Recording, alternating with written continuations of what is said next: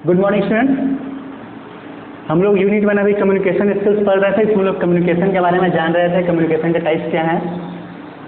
हमने सेशन 2 का जो पहला पार्ट था उसमें कवर किया था वर्बल कम्युनिकेशन के बारे में, ठीक है। तो हमने जाना था कि वर्बल कम्युनिकेशन क्या होता है, उसके कितने टाइप्स होते हैं, उसके कौन कौन से कंपोनेंट्स थे, उसका एडवांटेज क्या था, डिसएडवांटेज क्या था, उसकी लाइफ में इंपॉर्टेंस क्या थी, सारी चीज़ें हमने देख ली थी। आज जो हम लोग पार्ट 2 में कवर करने वाले हैं वो क्या है, non verbal methods of communication. तो हम लोग आज जानना है कि नॉन वर्बल कम्युनिकेशन कैसे होता है, क्या होता है, ठीक है। तो हम लोग जो आज पॉइंट कवर करेंगे वो है नॉन वर्बल कम्युनिकेशन के बारे में जानेंगे क्या होता है, इसके बाद उसके कंपोनेंट्स को देखेंगे, ठीक है। Body language, facial expression, hand movement, ठीक है, गेस्चर भी इसको कहते हैं, proximity of position, eye contact, voice tone और इम्पोर्टेंस क्या है नॉन वर्बल कम्युनिकेशन की, ठीक है, एडवांटेज क्या है इसका और डिसएडवांटेज क्या है, ठीक है। तो हम लोग आज का वीडियो शुरू करते हैं। तो सबसे पहले हम लोग जानते हैं कि नॉन वर्बल कम्युनिकेशन होता क्या है, ठीक है। तो कम्युनिकेशन जो हम लोग पढ़ रहे थे, कम्युनिकेशन के दो टाइप्स थे, ठीक है, एक वर्बल है एक नॉन वर्बल। वर्बल हम लोग का क्या था कि हम लोग साउंड और वर्ड का यूज करके, ठीक है, दो चीज़ जान लीजिएगा क्या क्या, वर्ड और साउंड, इन दोनों चीज़ का हम लोग इस्तेमाल करते थे और कम्युनिकेट करते थे, ठीक है, जैसे बोल के बातचीत करके। लेकिन जो नॉन वर्बल है उसमें इन दोनों चीज़ का इस्तेमाल नहीं होता है, ठीक है, किसका, वर्ड का और साउंड का इस्तेमाल बिल्कुल भी नहीं होता है, ठीक है। इसके अलावा जैसे आप अपने बॉडी के बता रहे हैं, ठीक है, आपका बॉडी का क्या लैंग्वेज है, ठीक है, आपका फेशियल एक्सप्रेशन कैसा है, आपके हैंड्स के मूवमेंट, ठीक है, ये सारी चीज़ें हैं। आपका आई कांटेक्ट, अगर बच्चा सामने है या फिर जो भी आप जिससे बात कर रहे हो वो सामने है तो आपका आई कांटेक्ट कितना हो रहा है, वो सारी चीज़ें। तो ये सारी चीज़ें हैं नॉन वर्बल कम्युनिकेशन में आती हैं, ठीक है। तो नॉन वर्बल कम्युनिकेशन में हम लोग जैसे कोई एग्जाम्पल में अगर आपको बताएं तो जैसे आप अगर उदास होते हैं, ठीक है, तो आप क्या अपनी मम्मी से कहने जाते हैं, नहीं, आप बस अपना चेहरा ऐसा बना लेते हैं, जैसे आपको चोट लगती है तो आपका चेहरा रुआंसा हो जाता है, तो खुद आपको देख के दूसरे बच्चे या फिर आपकी मम्मी समझ जाती हैं कि हाँ आज इसको चोट लगी है, इसमें कुछ दिक्कत है। तो वो है आपका नॉन वर्बल कम्युनिकेशन। आपने उसमें कुछ बोला नहीं, आपने ना कोई साउंड किया, आपको देख के, ठीक है, आपके लैंग्वेज से, आपके साइन से दूसरा समझ गया कि आप क्या कहना चाह रहे हैं, वही क्या है नॉन वर्बल कम्युनिकेशन। तो हम लोग इसके कंपोनेंट्स पे आते हैं। कंपोनेंट्स में क्या है, सबसे पहले बॉडी लैंग्वेज, ठीक है। तो बॉडी लैंग्वेज की बात करते हैं। तो बॉडी लैंग्वेज क्या है कि आपकी जो बॉडी है वो किस तरह से है। जैसे अगर हम लोग कभी बात कर रहे हैं तो आपके देखिए चेहरा होता है, ठीक है, आपकी बॉडी और आपके शोल्डर, ये बहुत ही इंपॉर्टेंट होते हैं आपके कम्युनिकेशन, नॉन वर्बल कम्युनिकेशन में। तो जैसे आपके जो शोल्डर अगर वो झुके हुए हैं इस तरह से, ठीक है, या फिर आपका चेहरा इस तरह से झुका हुआ है, तो उससे क्या होगा कि जो सामने वाला जो आपसे कम्युनिकेट कर रहा होगा उसको ये लगेगा कि आप में होप नहीं है। आप जो उसको बात बता रहे हैं, ठीक है, आपको खुद उसमें बिलीव नहीं है, आप जो बात कहना चाह रहे हैं वो उसको मतलब नेगेटिव में ले लेगा। तो आपको जब भी कम्युनिकेट करना है नॉर्मल तरीके से, तो आपको आपकी बॉडी कैसे होनी चाहिए, आपकी बॉडी एकदम स्ट्रेट होनी चाहिए, ठीक है, आपके जो शोल्डर होंगे वो उठे हुए होने चाहिए ताकि सामने वाले को भी लगे कि ये आपके पॉजिटिव वाइब आए, ठीक है। तो आपकी बॉडी का लैंग्वेज इस तरह से आपको शो करना चाहिए। फेशियल एक्सप्रेशन, फेशियल एक्सप्रेशन आपके चेहरे का एक्सप्रेशन, ठीक है। तो आप जो चीज़ कहना चाह रहे हैं, आप जो चीज़ बता रहे हैं, जैसे अगर दुख की बात है या फिर खुशी की बात है तो आपके चेहरे पर एक्सप्रेशन आना चाहिए, ठीक है, वरना आप पकड़े जाएंगे कि आप झूठ बोल रहे हैं, ठीक है। तो जैसे आपको अगर कोई खुशी की बात बतानी है, जैसे आपको कुछ मिल गया आज नया, कुछ पैसे या मिठाई मिल गए, तो आप खुश होकर बताएंगे सर आज मिठाई मिल गई, कुछ पैसा मिल गया, तो ठीक है, आपके फेस से एक्सप्रेशन आना चाहिए, तभी वो लगेगा आप झूठ, आप सही बोल रहे हैं। अदरवाइज क्या लगेगा कि आप झूठ बोल रहे हैं और जो कम्युनिकेशन होगा वो क्या हो जाएगा, फेल हो जाएगा। हैंड मूवमेंट जिसको गेस्चर कहते हैं, ठीक है। तो जैसे मैं आपको अपने देखिए मेरे हैंड के मूवमेंट को, ठीक है, मैं आपको बता रहा हूँ, अगर मुझे नहीं करना है तो आपको बता रहा हूँ नहीं, ठीक है, यस करना है तो मतलब मैं अपने तरीके से आपके हाथ के मूवमेंट से आपको बता रहा हूँ, ठीक है, आपको चीज़ों को और आसानी से समझा रहा हूँ और आपको समझने में क्या होगा, इससे आसानी होगी। तो ये है गेस्चर। प्रॉक्सिमिटी ऑफ पोजीशन, ठीक है। अब ये क्या है, इस बार हम लोग डिटेल में देखते हैं। पहले ये है कि क्या होता है कि ये बता रहा है कि पोजीशन, जैसे आपको नॉन वर्बल तरीके से अगर कम्युनिकेट करना है तो आपको एटलीस्ट कितनी दूर रहना चाहिए, आपको किससे जब बातचीत करनी है, आपको जिससे कम्युनिकेट करना है उसके अकॉर्डिंग, ठीक है, कि आपको कितना दूर रहना है उससे और कितना उसके पास रहना है। तो हम लोग इसको पहले देखते हैं ध्यान से, ठीक है। प्रॉक्सिमिटी ऑफ पोजीशन, इसमें 4 तरह के ठीक है पोजीशन है, जोन है। इंटीमेट जोन, ठीक है। अब इंटीमेट जोन क्या है, इंटीमेट जोन है ठीक है, 15 to 45 सेंटीमीटर, ठीक है। तो 15 to 45 सेंटीमीटर या 6 to 18 इंच का जो गैप होगा आपसे, ठीक है, ठीक है, आपके सेंटर से 6 to 18 इंचेस का, तो वो क्या होगा, इंटीमेट जोन होगा। तो इसमें आप किससे बात करेंगे, ठीक है, जो आपके सबसे क्लोज होंगे, जैसे आपके पेरेंट्स हो गए, ठीक है, आपके बेस्ट फ्रेंड, ठीक है, सारे फ्रेंड भी नहीं, बेस्ट फ्रेंड, ठीक है, और ये कुछ ही लोग से आप बात कर सकते हैं। इसके अलावा आपका पार्टनर हो गया, आपके बच्चे हो गए, वो सारी चीज़, आपके ग्रैंड पेरेंट्स हो गए, तो वो, तो आपके जो कुछ खास लोग हैं, जो चुनिंदा लोग हैं, आप उनसे इस तरह से, ठीक है, इस जोन में बात करेंगे। तो इससे क्या होगा कि मैसेज अच्छा से कन्वर्ट होगा। और अगर कोई दूसरा आ जाता है, ठीक है, जो आपके इस जोन में नहीं आना चाहिए, इंटीमेट जोन में, और जैसे ऑडियंस जोन का और इसमें आ जाता है, तो उससे क्या होगा, बायोलॉजिकल प्रॉब्लम हो सकती है। तो बेटर है कि आप इंटीमेट जोन का जो यूज करेंगे, इंटीमेट जोन में आप किससे बातचीत करेंगे, ठीक है, जो आपके एकदम क्लोज होंगे, आपको जो एकदम खास होंगे। इसके बाद है दूसरा तो फ्रेंड जोन का, ठीक है, जैसा कि नाम भी बता रहा है, ये 45 सेंटीमीटर से 1.2 मीटर के बीच में रहेगा, ठीक है, 18 to 46 इंचेस। तो इतने के गैप में आप उनसे बात कर सकते हैं, फ्रेंड से, जो आपके फ्रेंड्स हों, ठीक है। तो इंटीमेट जोन क्या हुआ, इंटीमेट जोन में आपके जो एकदम खास लोग हैं, ठीक है, जैसे आपके पेरेंट्स, चाइल्ड, पार्टनर, ये सब। फ्रेंड जोन में आपके जो फ्रेंड्स हैं, ठीक है, आप जो नॉर्मली जिनको आप फ्रेंड्स बोल सकते हैं, वो सारे। और सोशल जोन, ठीक है, अब सोशल जोन क्या है, जो सामाजिक लोग हैं, ठीक है, जैसे आप मतलब जानते हैं बट उतना क्लोज नहीं है, ठीक है।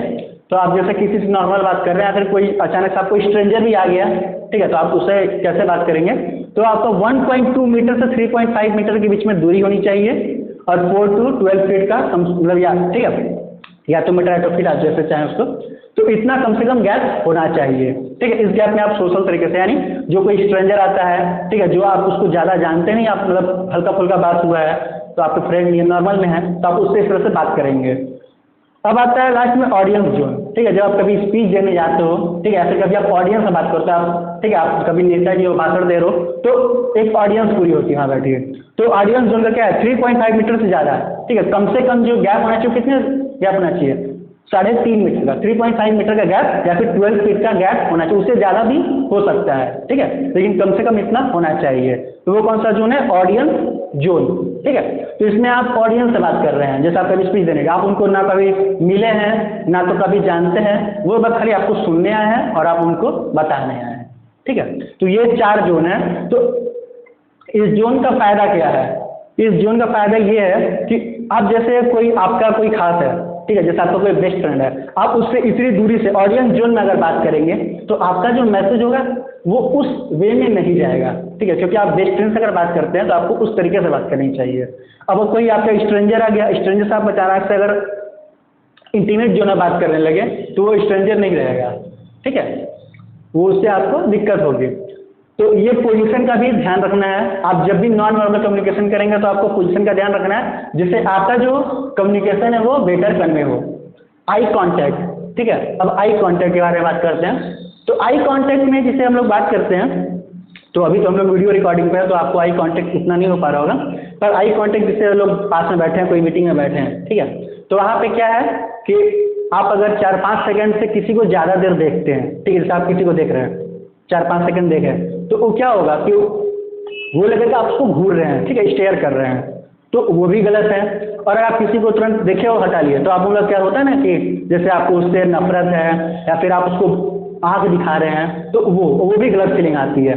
तो 1-2 सेकेंड और 4-5 सेकेंड इसके बीच का टाइम, यानी 2 से 4, ठीक है, लगभग 2-3-4 सेकेंड अगर आप जिसे देखते हैं तो वो सही माना जाता है आई कांटेक्ट, ठीक है। तो आप देखिए, फिर आप अगले को देखिए, आपको जिसे देखना वो चीज़।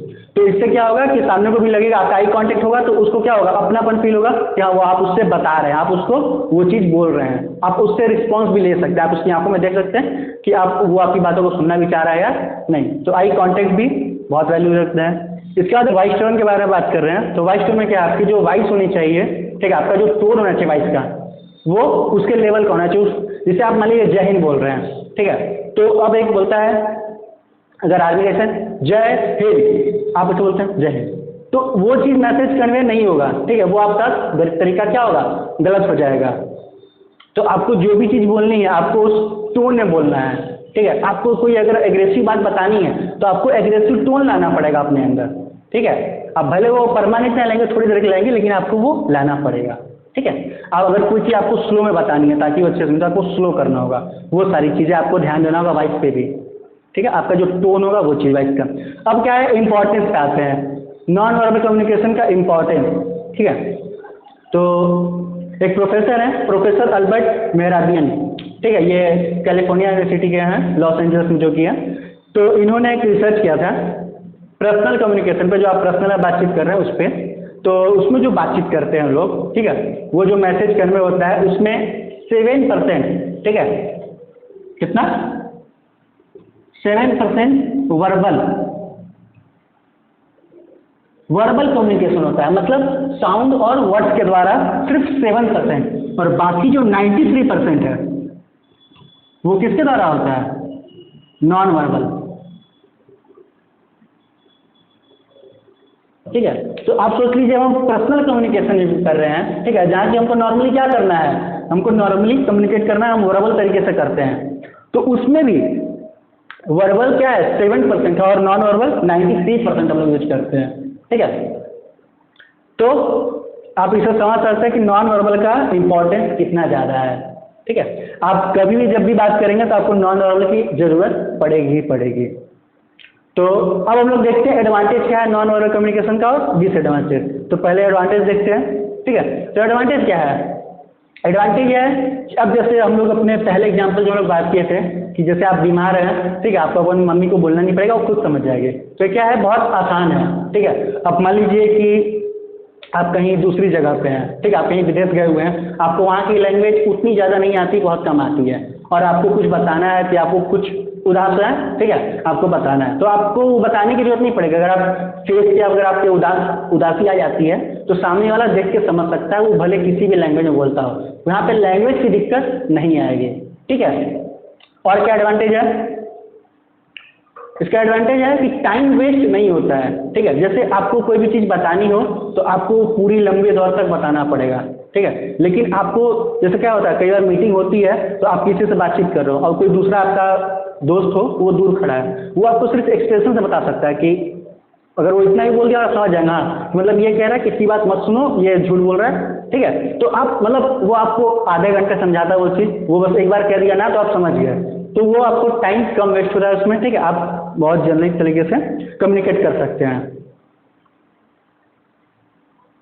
इसके अलावा इसमें यह भी है कि इलिटरेट पीपल जो हैं, ठीक है, जो पढ़े लिखे नहीं हैं, जैसे आप मान लीजिए इंग्लिश में बता रहे हैं, आप इंग्लिश का कुछ भी चीज़, ठीक है, आप जो भाषण दे रहे हैं, स्पीच दे रहे हैं इंग्लिश में, ठीक है, तो आप भाषण तो दे रहे हैं इंग्लिश में, अब वहाँ पे बहुत सारे लोग बैठे हैं, कुछ इंग्लिश वाले बैठे होंगे, कुछ हिंदी वाले बैठे होंगे, कुछ ऐसे जो होंगे जो आज तक स्कूल भी नहीं गए होंगे।